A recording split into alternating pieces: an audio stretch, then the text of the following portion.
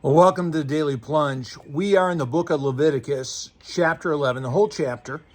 And this is the chapter about what's for dinner tonight, right? It's the menu that God gives to the people of Israel in terms of what meats they can eat. Now, the main understanding of this is that this is about what's clean and unclean.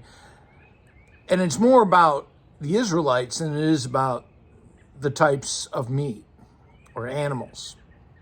Now, some folks talk about how this might be related to the hygienics of different kinds of meats, like undercooked pork, or maybe eating rodents or vultures is not a good idea considering what they eat, or sea bugs as they crawl on the bottom, their bottom feeders.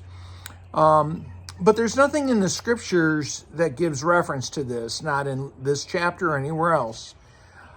There's some who talk about how it may be that certain animals had something to do with death. They were animals of death, or they were animals associated with chaos or the underworld. But again, there's no reference to this in the passage or anywhere else in Scripture. Some of these animals were used as representations of different pagan deities, or used in pagan sacrifices. And all of those things are true, but again, there's no reference to this in the scripture. And so why this specific menu, right? And what this has to do with is what it says at the end of this passage. This is what I'm commanding you because I've set you apart to be my people, right? That's what he says. Now you have to understand that most often when the Israelites were consuming meat at this stage in their existence, it mainly, and even I would say most of their existence, was connected with worship. And so it was only the clean animals, the ritually clean animals, that were being sacrificed at the tabernacle or at the temple. And then that would be shared with the whole community. And so, what's on the table in the family's homes is coming from the temple. And that's part of the reason for this.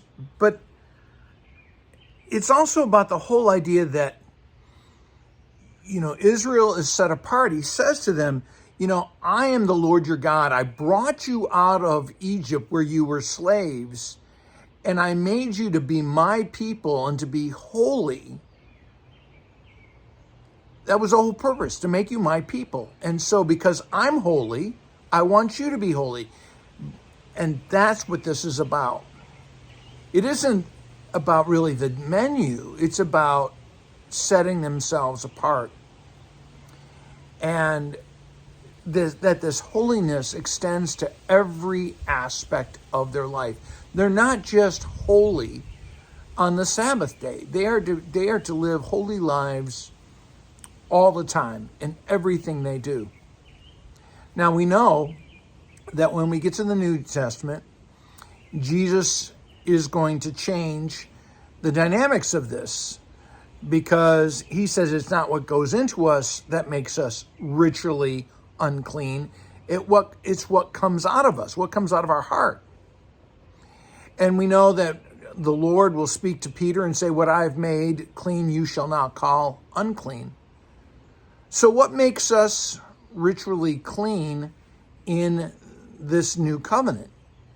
In what the sacrifice that we consume now is Jesus Christ. That which we receive from our worship is Jesus Christ himself, and that's what makes us clean. Well, thanks, friends. Have a blessed day.